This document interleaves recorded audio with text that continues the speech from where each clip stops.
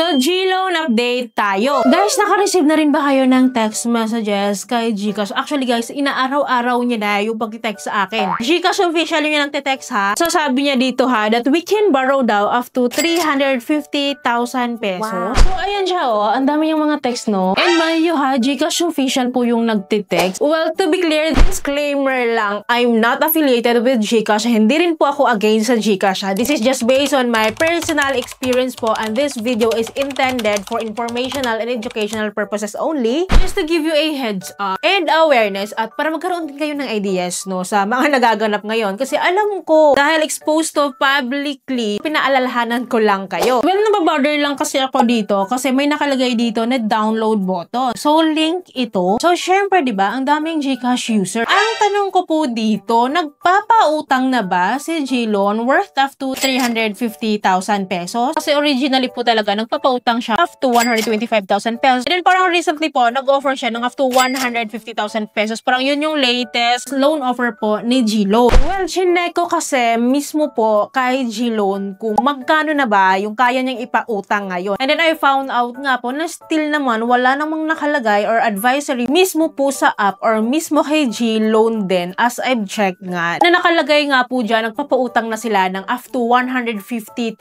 pesos. Yun po yung maximum credit ha. Maximum credit po yung pinag-uusapan po natin dito. Kaya nga ako na-shock na talaga ba nagpapautang na si G-Loan ng ganito kalaki kasi hindi siya birong halaga. Up to 350,000 pesos. And mind you ha, napakatagal ko na sa GCash. And usually, ang may mga ganitong access or na-offer na mga ganito is pre-selected user lang, yung mga pioneer na dito. Pero I think wala namang ganong ganap so far ha, based sa experience. Kaya doon pa lang, mapag-isip-isip mo na talaga na legit ba talaga? Alam ko, majority of the Filipinos talaga may GCash account. At talagang possible na may victim po sila nito. Pero nga, sabi ko sa inyo, nakakahinala talaga din yung mga ganitong text message knowing na galing siya sa GCash official. Ito ha, kaya ko nasabing galing siya kay GCash mismo kasi yan yung history ko ng mga GCash transaction ko. Bakit siya napasama dyan, diba? So, ibig sabihin, galing kay GCash siya. Pero itong 350,000, legit ba? May nakapag-try ba nito na makapangutang ng ganitong halaga kay G-Loan? Comment nga kayo dyan sa baba. Kasi masasabi mo talaga na bakit naman magsisend sa akin si GCash official neto kung hindi legit, diba? Mind you, G-Loan pa yung pinanggit dito at mind you, borrow up to 350,000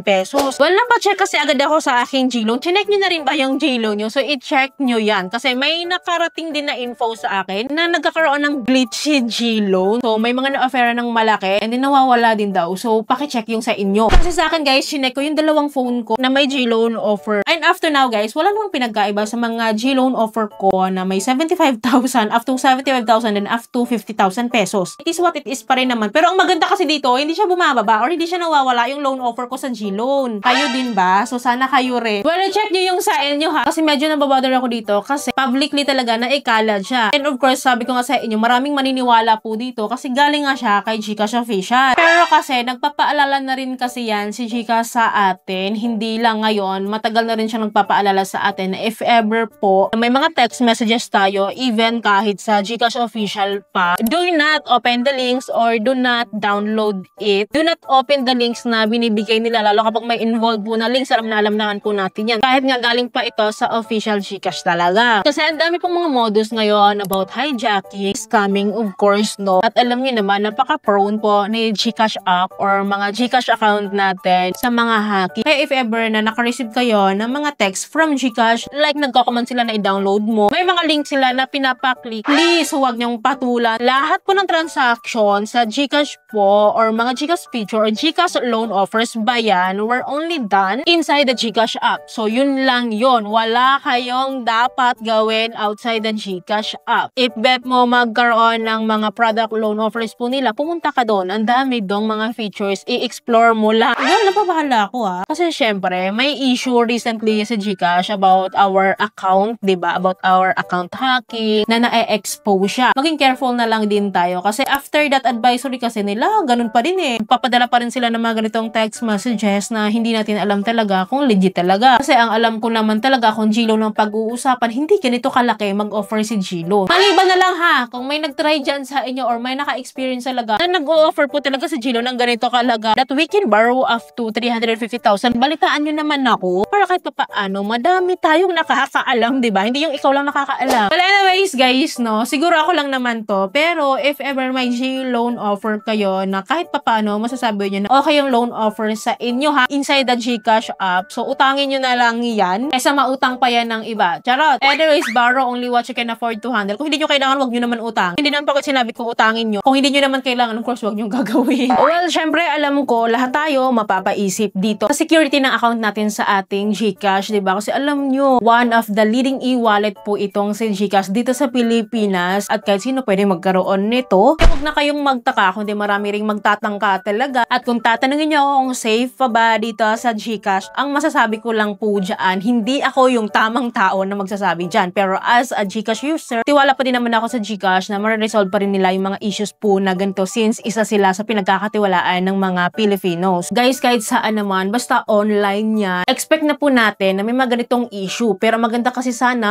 ma-resolve agad. Of course, tiwala pa rin naman ako sa Data Privacy Act na yan, na may laban pa din tayo in case may mangyari sa account natin. Yun na lang din yung pinangahahawakan ko since lahat kasi ngayon more on online na. Hindi lang naman sa GCash kasi nangyayari to kahit sa Maya, kahit sa mga bank app or bank accounts natin, di ba nangyayari talaga? Which is wala naman din tayo magagawa kundi magkaroon din talaga tayo ng mga accounts dito. For some reasons, business transaction man yan or personal transaction. Ay talagang dasal-dasal na lang din talaga at tiwala na lang din tayo sa proseso. Well, ang akin lang, maging vigilant kayo sa account, lalo na kapag may offer kayong malaki sa G-loan account nyo. Maging aware kayo sa mga napapadalang email or text messages sa inyo para kahit papaano, maging aware tayo dito. Kasi hindi naman biro yung ganitong loan offer, diba? Well, very short video lang naman to. Nag-update lang ako sa inyo. Baka lang sakali may makuha rin akong information sa inyo. You can share it to my comment section. Don't worry guys, mag-a-update ako sa inyo time to time. Palagi naman yun. Kaya dapat nakasubscribe kayo and click yung bell button para lahat po ng videos ko is updated and notified po kayo. So yun lamang po. Thank you for watching this video. See you in my next video. Bye!